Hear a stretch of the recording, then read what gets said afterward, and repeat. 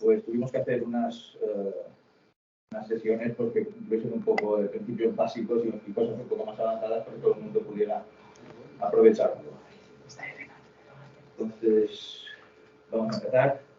Ese es un poco el índice del taller. No podemos empezar sin antes hacer un recuerdo a Daniel Wittgenstein, que es un anestesiólogo francés, que es el que ha desarrollado toda la ecografía pulmonar. Antes que él, los radiólogos, los internistas, todo el mundo decía que la ecografía pulmonar era imposible porque los ultrasonidos no atraviesan correctamente el aire, con lo cual la ecografía pulmonar no valía, ¿no? Pero él se empeñó en seguir con el tema y desarrolló pues, toda la ecografía pulmonar y llegó a la conclusión de que precisamente gracias a los artefactos podemos determinar qué patologías tiene el pulmón. Y desarrolló pues, una serie de protocolos, muchísimos. Uno de los más importantes es el Blue Protocol, que seguramente lo habéis oído hablar o conocido, que fue una de las mesas que había en el taller, y que diagnostica el 23% de las insuficiencias respiratorias agudas. Es cierto que el diagnóstico de insuficiencia respiratoria aguda por TEP queda un poco cojo, pero al menos descarta la mayoría de posibilidades. La ecografía pulmonar es más sensible que la radiología convencional para el diagnóstico de neumotórax y de apnea. Las sondas. Aquí hay gente que sabe muchísimo de la ecografía pulmonar más que yo, pero igual hay algunos de jovencito que no. Entonces es importante saber las características de la sonda, ¿no? La lineal, que es de alta frecuencia, tiene una excelente definición. Penetra muy poco, 5 o 6 centímetros de profundidad, pero para lesiones superficiales o para la pleura es la sonda de elección. Luego está la convex, ¿no? Que es la abdominal. Esa es lo contrario, ¿no? Tiene baja frecuencia, mucha profundidad, pero peor definición. Y en características es parecida a la microconvex, que es la cardiológica. La ventaja que tiene que es al ser pequeña, pero no tiene la interferencia de las costillas. Las zonas de exploración. Aquí también hay mucho lío, porque hay autores que tienen 24 zonas de exploración, otros que tienen 8. En fin, la zona clásica, la que está aceptada por la Sociedad Europea de Ecografía Pulmonar, o sea, aquella que vienen divididas por las líneas de Botticelli, que son esas líneas que se ven ahí, esa línea que separa aquí la línea axilar superior, y divide en 4 zonas. Una, 2, 3 y 4. Y lo mismo en otro lado, son 8. Hay quien pone 2 zonas posteriores y aumenta el número de zonas a explorar. Incluso hasta 12. Liechtenstein, perdón la forma de expresión, él simplemente definió 3 puntos de exploración, que son esos 3 de aquí, ¿no? Poniendo las manos como nos veis aquí, el punto este que hay donde el dedo medio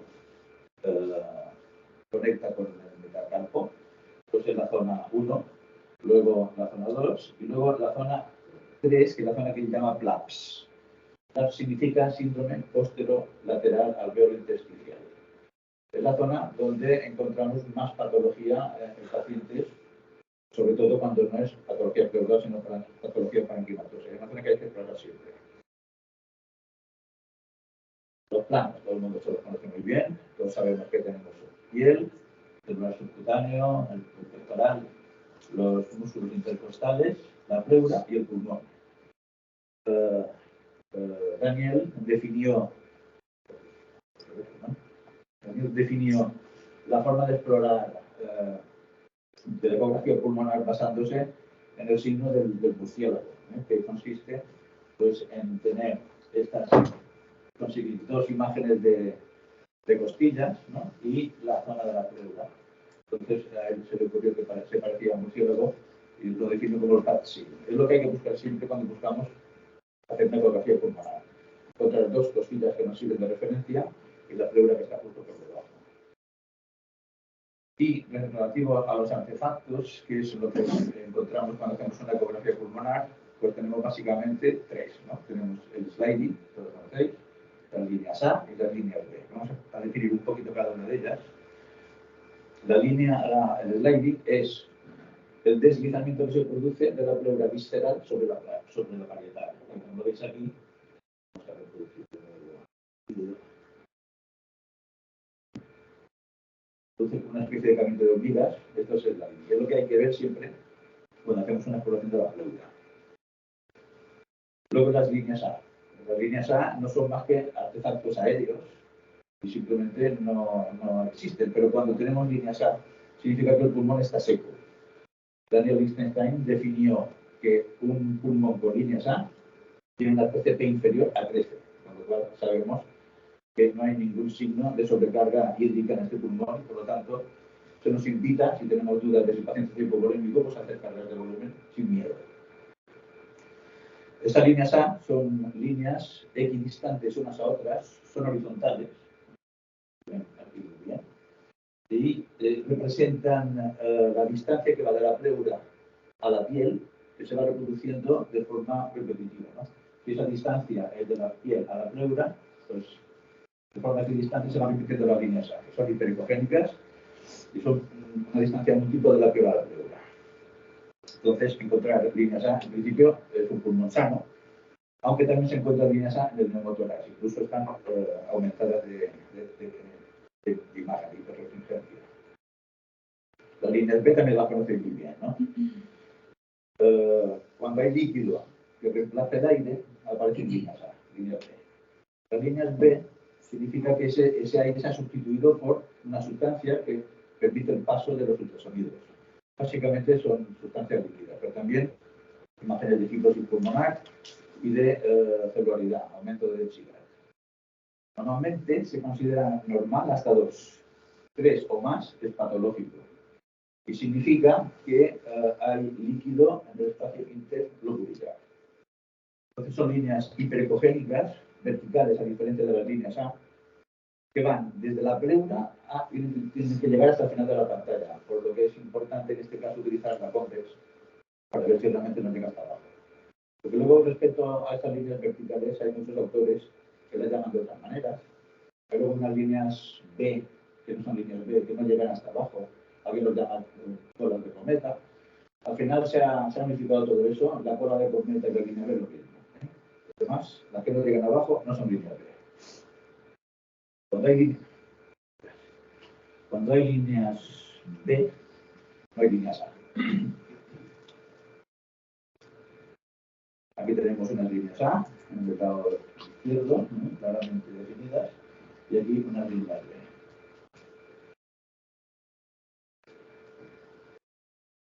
Respecto a los planos, podemos utilizar el modo B, el 2D, o el modo M. Entonces, cuando utilizamos el modo 2B, pues tenemos los planos que antes os he dicho y una línea pleural claramente definida, que cuando pasamos a modo M, pues se convierte en dos áreas claramente diferenciadas. Una zona de líneas horizontales continuas y luego una zona separada por una hiperrefringencia que es tipo granuloso, ¿no? Esto es una imagen normal del pulmón y se llama el signo de la playa. Se supone que eso de aquí arriba es el mar, hay que ir también del cielo un poco más arriba, y eso es la pleura y luego lo demás es la arena. Entonces, a veces yo lo que he visto es que nos olvidamos a veces de hacer el modo M en las exploraciones que hacemos. Hay que hacerlo porque es un complemento muy positivo y que ayuda mucho a diagnosticar mejor. Y aquí supone un poco la idea del signo de la playa. Vamos a empezar ya con la patología que vamos a explicar hoy, que es el neumotórax y luego el derrame. El diagnóstico de neumotórax, el gold estándar para su diagnóstico es el TAC. En la radiografía de tórax, como veis, no tiene excesiva sensibilidad, pero sí mucha especificidad. Y en los ultrasonidos tienen mucha especificidad y mucha sensibilidad, con lo cual son mucho más, que la ecografía pulmonar es mucho más importante a la hora de hacer un diagnóstico de neumotórax. Y no hay que olvidar que cuando diagnosticamos la presencia de líquido o aire del pulmón, el aire extiende arriba y el líquido se queda abajo, como sería presentamente aquí. Por lo tanto, cuando busquemos un neumotórax, donde hay que poner la sonda, que es en la parte superior, hacia donde iría el aire. ¿Cómo hay que hacerlo? Preferentemente la sonda lineal, porque es la que tiene más definición y no hace falta mucha profundidad a las pruebas que están en orientación vertical. es decir, a lo largo del tórax. En el segundo, tercer espacio intercostal. En la línea medio clavicular. Ahí es donde más frecuentemente se acumula el aire, por lo tanto, si hay poco, se puede encontrar con el ecoplasma. Y lo que se hace es buscar la interfase pleural y localizar el sliding que antes hemos definido. Cuando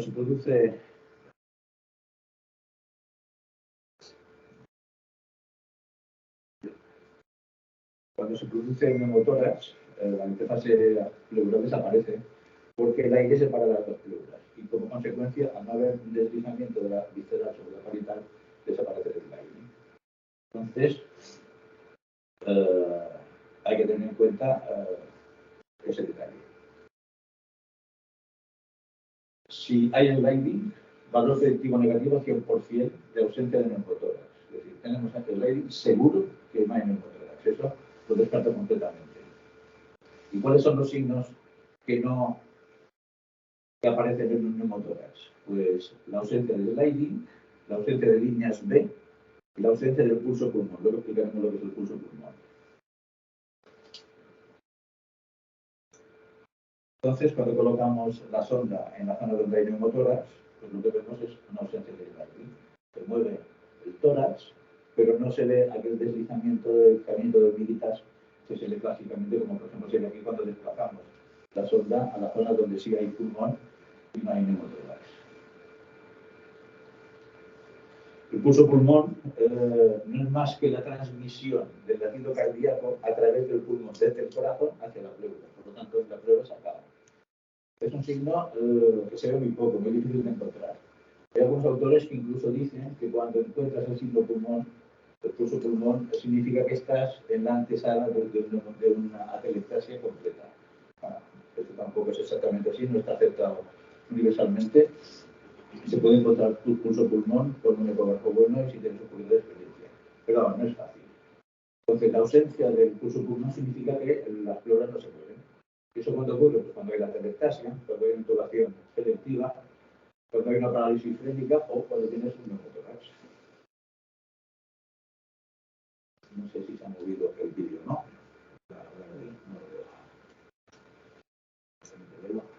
Aquí. Se supone que las flechitas se corresponden con ese pulso pulmón, que es una línea intensa, vertical, en que se para en la línea pleural, ¿no? He movido las flechas azules, como ahora que no encajan, pero aquí en la zona amarilla se ven mejor esto. Y luego el signo más importante y también más difícil de encontrar, que casi nunca encontramos, que es el punto pulmonar, lung point. Cuando tenemos un neumotórax completo, las dos pleuras se han separado. Por lo tanto, no encontraremos el lung point, solamente lo encontraremos cuando es un neumotórax parcial. Es decir, en la zona donde las dos pleuras se vuelven a unir, cuando se han separado, es el punto donde está el lung point. Y solamente ocurre, por lo tanto, en el neumotórax parcial. ¿Y cuándo ocurre eso?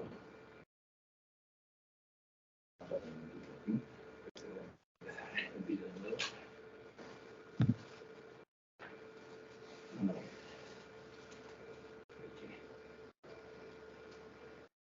aquí está claro el punto de separación donde hay el sliding y donde no lo tenemos. Este es el punto donde aparece el lung point que estamos buscando.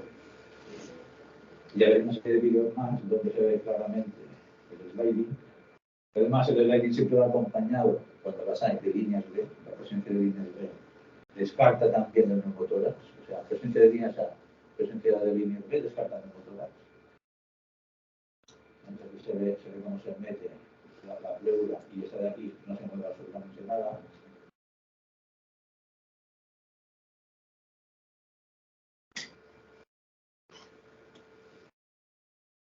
Y luego, cuando tenemos un neumotórax, lo que hemos de decidir es si es un neumotórax completo, si es un neumotórax parcial, intentar localizarlo, definir dónde está y cuantificarlo. Entonces, para eso, pues, se usa una secuencia de desplazamiento de la forma lineal de arriba hacia abajo, ¿no? Buscando pues, una serie de espacios, ¿no? Entonces, aquí y aquí encontraremos que no hay sliding y por lo tanto hay neumotórax, pero cuando lleguemos aquí, de repente, el sliding aparece.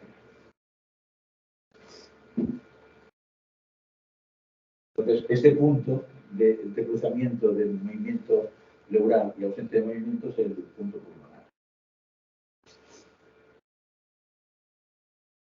Y luego lo que estábamos hablando antes, de aplicar el modo M a la exploración, que tenemos que hacer siempre, como hemos dicho. Entonces, aquí tenemos el signo de la playa, que lo hemos visto antes. Que también se llama el signo de la estratosfera porque aparecen en las líneas de un avión cuando vuela en el aire.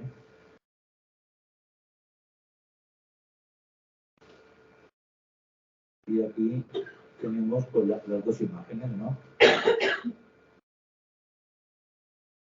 Aquí hay la línea de separación, aquí el land point, eso de aquí es imagen de signo de la playa, imagen de signo de la playa, eso es imagen de código de barras. El código de barras es cuando no tenemos signo de la playa.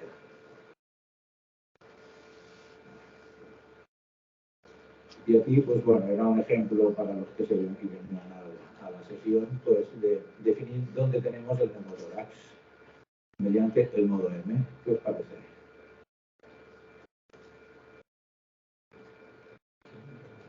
Porque ellos tienen neumotórax. Ahí, ¿no? Entonces, este de aquí, signo de la playa, y de aquí código de barras, ¿no? Por lo tanto, el neumotórax lo tenemos en ese de aquí. Bueno, no es una lista, pero bueno. Y aquí desarrollando algoritmos para facilitar un poco el diagnóstico del neumotórax, ¿no? Si tenemos sliding, tenemos líneas B, tenemos pulso pulmón, no hay neumotórax. Y si no hay sliding, es muy sospechoso de que haya neumotórax, pero el sliding, la ausencia de sliding no es patognomónico de neumotórax. Hay que hacer un diagnóstico diferencial. Cualquier patología que impida el movimiento de las dos pleuras impedirá el sliding, y por lo tanto podría ser sospechoso de neumotórax sin serlo, ¿no? Entonces hay que hacer diagnóstico diferencial con cada uno de estos. Tubación selectiva de la pleural, consolidación, cuando genera adherencias.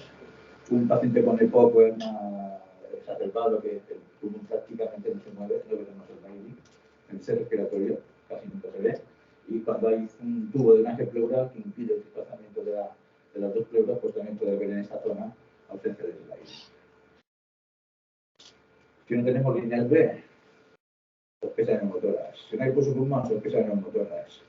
Si no encontramos el land point, sospecha de neumotórax, es muy probable, ¿no? Pero claro, también depende de dónde coloquen la sonda.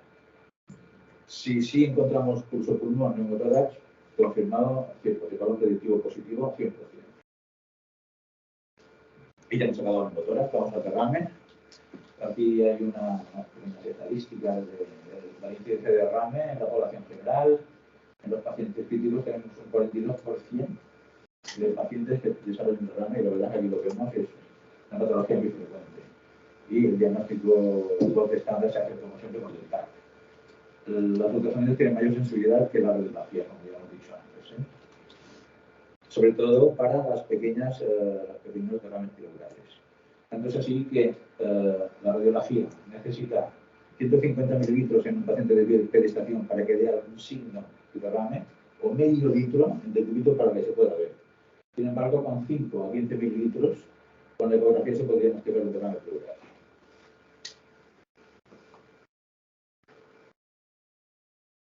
Aparte también, pues distingue mejor un derrame de una consolidación. ¿Cómo lo hacemos? Bueno, si hemos dicho que el líquido se desplaza abajo, pues lo que utilizaremos será una sonda convex que tiene profundidad y en la zona flash, en la zona 4, ¿no? También se puede ir subiendo hasta la zona 3. Entonces, si colocamos en la zona flash la sonda convex, entonces podremos definir pues, si tenemos ahí un derrame pleural o no. Y lo que tenemos que hacer es buscar el diafragma y el hígado, o el diafragma y el bazo, que nos sirven de referencia. Entonces lo que hacemos es empezamos abajo y vamos subiendo poquito a poquito hasta encontrar lo que llamaríamos el seno postofrénico, que sería donde se empieza a acumular el líquido y donde el principio sería más visible.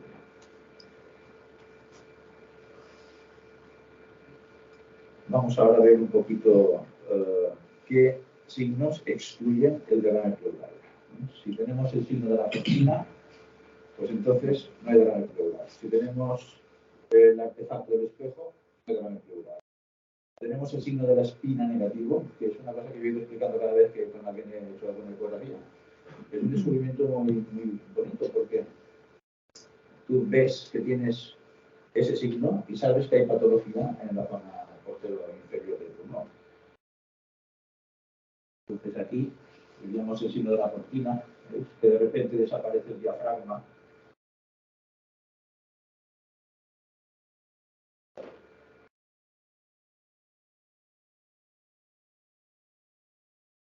Y esto es consecuencia de que cuando el pulmón se hincha, desplaza el diafragma hacia abajo, y interfiere en la visión de esta zona.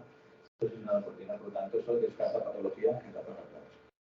Hubo un tiempo que se consideraba eso un signo patológico hasta que finalmente se decidió por la Sociedad Europea de generar así. Y si nos vamos, luego también, por ejemplo, aquí en la zona del bajo, pues el principio es el mismo y además aparece el signo del artefacto del espejo. Eso es eso de aquí, también aparece en el hígado. Es la imagen refringente del hígado, del líquido que hay en el hígado en el bazo, que se ve por encima del diafragma. Eso es esa imagen de aquí, es el signo del espejo, también descarta que haya patología en la zona.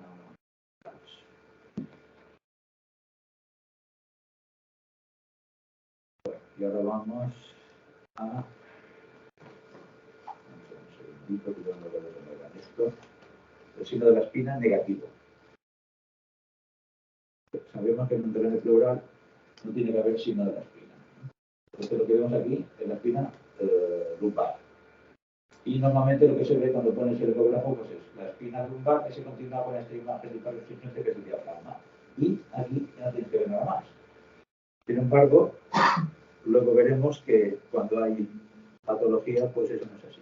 Por lo tanto, en un paciente normal, lo que tiene que ver es esa línea continua, diafragma, vértebras lumbares. Entonces, ¿qué es lo que define un derrame pleural? Pues es un espacio anecoico, mucho más oscuro, puede ser hipoecoico y que ocurre que está ubicado entre las dos pleuras. Y tenemos una serie de signos, que son el signo del quad y el signo del sinusoide, que están en la gran mayoría de derrames pleurales. Aquí tendríamos un signo del quad o del cuadrilátero, que es el espacio que queda delimitado hacia las dos costillas, la pleura parietal y la pleura visceral. Eso es cuando el derrame es pequeñito. Si luego ponemos el modo M, pues vemos que tiene el signo del sinusoide.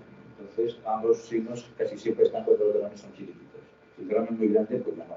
Porque entonces apenas se desplaza la pleura.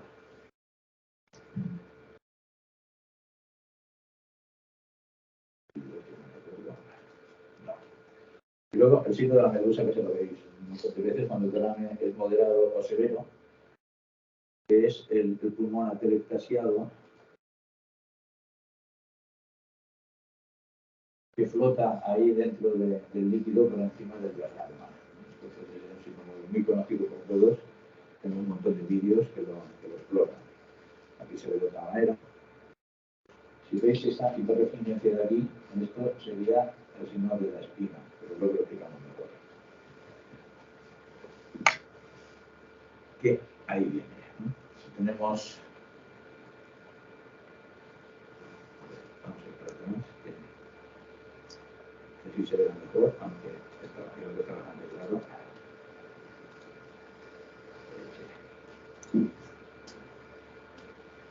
¿Veis? Aquí lo que os decía antes. Lo normal sería hacer esto, sin embargo, si luego continuar, ver las apófisis espinosas de la columna torácica. Entonces, este es el signo de la espina positivo. Siempre que hay esto, hay patología en la base. ¿Por qué? Porque hemos sustituido el aire que hace artefactos por líquido o por condensación que permite el paso de los ultrasonidos. ¿Y cómo definimos el tipo de derrame? No solamente sabemos que lo hay, ¿no? Y más o menos luego cuantificaremos cuánto, pero también el tipo de derrame.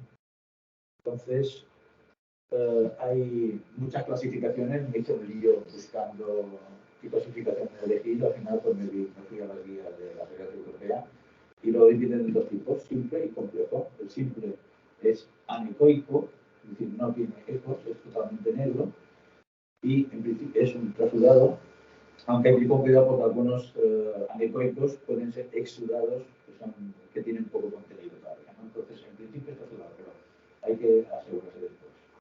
O el complejo, que es muy ecogénico. Entonces, en el complejo tenemos ecógeno difuso, ecógeno complejo no septado, y aquí se incluye el signo del plancton, y el complejo septado. Vamos a verlos en vídeo cada uno de ellos. Esto sería pues, uno simple, este sería un complejo difuso, este sería un plancton. El plancton se atribuye a presencia de sangre en el tórax, y el septado, aquí veis pues, que está lleno de septos, ¿no? Cuando hay uno septado, quiere decir que ha habido un proceso inflamatorio, infeccioso o oncológico que provoca ese tipo de adherencias. Hemos visto muchos cambios en nuestras ecografías.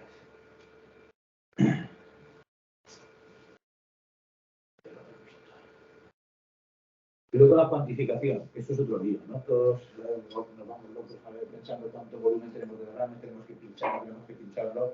Si sospechamos que es un exudado, aunque solo sea para hacer el diagnóstico, hay que hacer la paracentesis.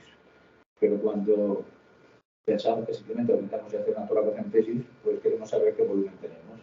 Hay montones de fórmulas, todas son semi-cuantitativas y luego hay una serie que son cuantitativas. No hay una fórmula universal aceptada. Entonces, las más que tienen más prestigio son esa de Vignon, esa de Remeran y la de Bali. La gran mayoría de gente, cuando tienes un paciente con ventilación mecánica, utiliza la de Bali porque es una fórmula que está validada. En el tema del semi-cuantitativo, lo que se hace es, bueno, pues tienes un pequeño derrame, un derrame mediano o un derrame grande. Y lo que se hace es medir los espacios intercostales en los que tú terminas de localizar, pones con la sonda el líquido, ¿no? Si localizas 2 o 3 espacios intercostales, pues será moderado o pequeño. Si localizas más de 4, pues será un derrame grande.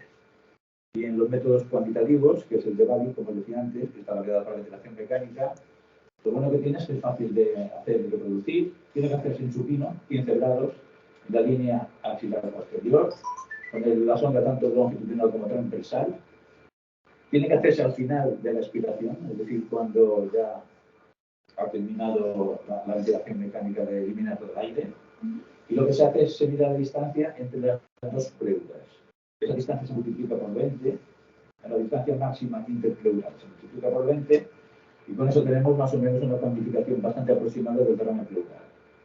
Hay que decir que cuando es inferior a 500 o superior a 1000, ninguno de los métodos, ni el de Bali, tiene demasiada precisión, por lo cual tú dices que tengo de 500 a 1000, aciertas bastante, pero luego a partir de 1000 pues ya es difícil de saber. La distancia tiene que ser interpleural. Y claro.